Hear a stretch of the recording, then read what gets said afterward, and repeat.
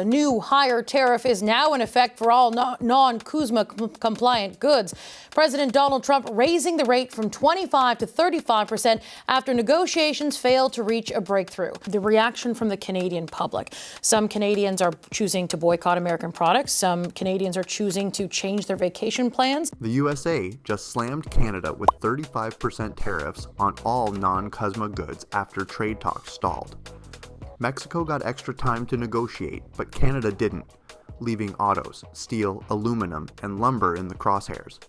Now, Ottawa is scrambling, propping up industries, pushing interprovincial trade, chasing Indo-Pacific deals, and teaming with Mexico on a $120 billion corridor. Canada is looking at ways and means of navigating this punishing tariff. They are also looking at breaking down interprovincial barriers to improve the trade from east to west, that is within Canada itself, and not be so dependent on exports to the United States. According to Washington, negotiations are stalled. Canada's been throwing some retaliatory punches of its own, and apparently this was the right moment to turn the screws a little tighter. And who delivers this little update? None other than U.S. Ambassador to Canada, Pete Hoekstra. He says this wasn't just some random move. The decision came after the U.S. team did its own little internal assessment of circumstances and the progress, or lack thereof, in the talks. Oh, and of course, he couldn't resist comparing Canada's approach to the way Mexico, the UK, the EU, and Japan have been dealing with the US. Let me guess, they're being painted as the good students, while Canada's apparently the kid in the back of the class asking too many questions. After Mexico was granted an extension to continue negotiations with the United States over trade and tariffs,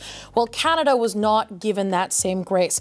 Prime Minister Mark Carney, he's in Kelowna, British Columbia, telling everyone he hasn't spoken to President Trump in recent days, and get this, he'll speak when it makes sense. Translation, not rushing to pick up the phone. And before anyone panics, remember about 90% of our exports to the US are covered by CUSMA rules, so those aren't getting touched. But that other 10%, yeah, that's now in the 35% tariff penalty box. And we're talking serious stuff here. Aluminum, steel, copper, softwood lumber, auto parts, and a bunch of other industrial goods that keep big parts of our economy humming. That's what Mark Carney has said, and this despite the fact that the two countries are continuing to negotiate a trade deal, which is expected to bring down the tariffs for Canada. At the moment, they are 35% on all non-CUSMA compliant goods. CUSMA is the agreement between US, Canada, and Mexico, and Canada believes that about 90% of its exports to the United States will fall under this agreement. So it's about 10% of the exports that are going to suffer. Now here's the part that really stings. Mexico, yes, Mexico gets an extension to keep negotiating before their new tariffs kick in. Canada, nope, straight to 35%. Why the different treatment? Hoekstra actually gave a kind of honest answer: the energy in the room. Basically, the vibes were better with Mexico. Their talks were apparently making significant progress, while Canada's approach was being seen as more combative.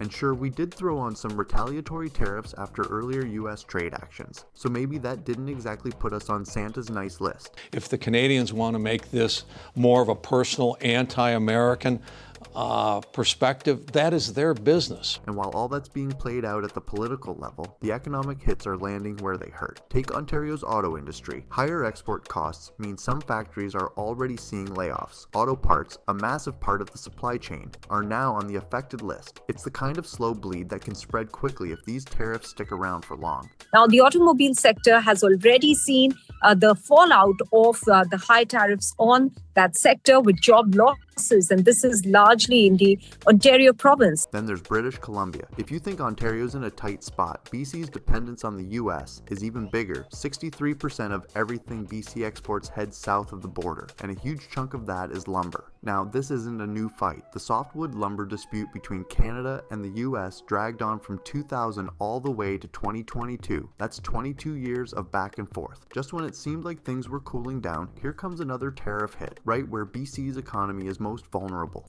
British Columbia alone is a place that is hugely dependent on lumber for its exports, largely dependent on the US, because 63% of the exports from Canada, from British Columbia specifically, are to the United States. The federal government's not sitting totally still on this. They're rolling out targeted support packages for industries that are going to feel the worst of it. Lumber, steel, maybe more. But let's be honest, support packages are a band-aid. If the underlying trade tensions don't ease up, these industries are going to be limping along under extra costs for a while. Meanwhile, south of the border, the US is talking up its second quarter GDP growth, a nice sounding 3% annual rate. But here's the twist. That boost didn't exactly come from some magical economic boom. It's partly because imports dropped sharply after earlier tariff hikes. When fewer goods come in, the trade deficit shrinks, and the GDP number looks better. It's basically math playing dress up as economic growth. GDP, which is the largest measure of economic activity we have, increased at a 3% annual rate in the second quarter, the second 3 months of this year.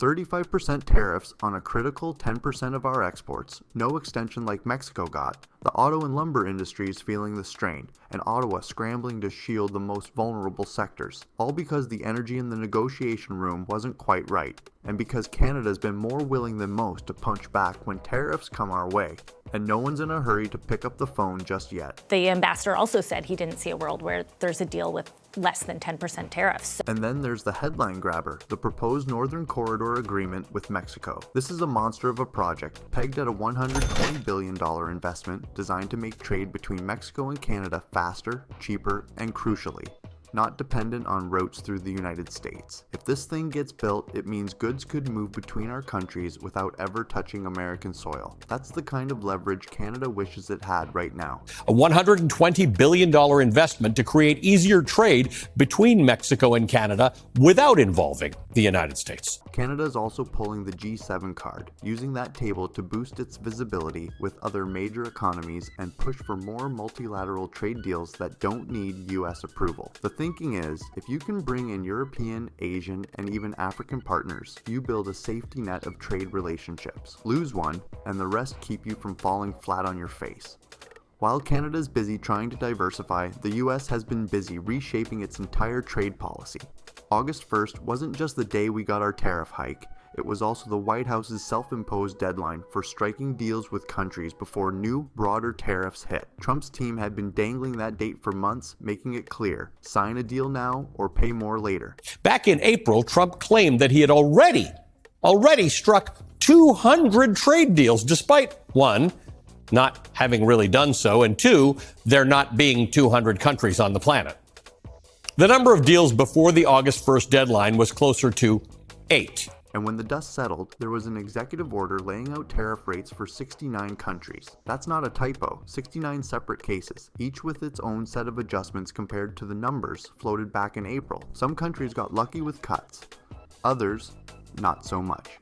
Brazil, for example, just saw its tariffs jump to 50%. Why? Officially, it's in response to the trial of former President Jair Bolsonaro over his alleged coup attempt in 2022. Washington's framing it as political retaliation dressed up as economic policy. Trump also jacked up tariffs on Brazil to 50% for what he's calling the political persecution of former Brazilian President Jair Bolsonaro, who's on trial for attempting a coup in 2022. The new U.S. tariff baseline is also pretty clear now.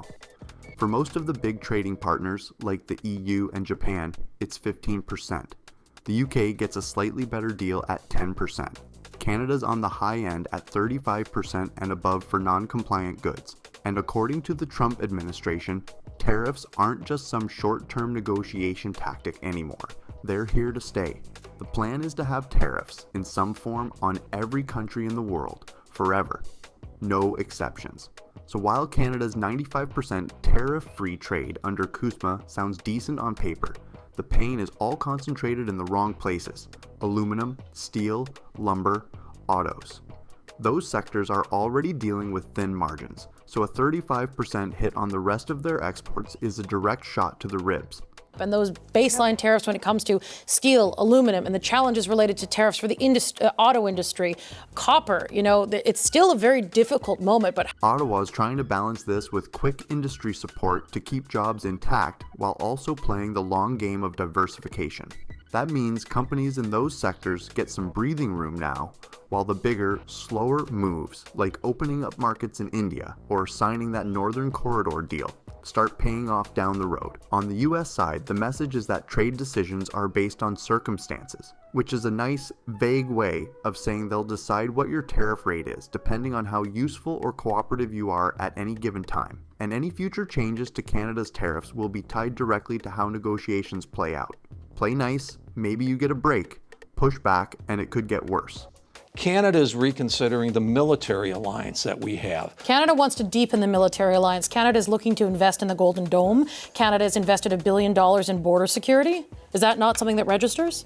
Despite all this, Canada and the US are still top trade partners. That's the awkward truth. They rely on us, and we rely on them. But these tensions are making it clear that Canada is willing to walk toward alternative alliances if the pressure keeps building. With more trade negotiations already on the calendar and both sides quietly preparing their next moves, this tariff fight is nowhere near finished. Every new round could hit different industries, change export costs, and shake up alliances. And with the clock ticking toward the next tariff deadline, you won't want to miss what's coming next, so hit that subscribe button and stay tuned for every twist in this trade showdown.